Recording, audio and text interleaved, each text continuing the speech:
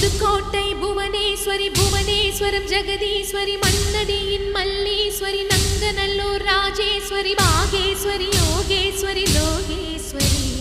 Melmalayanur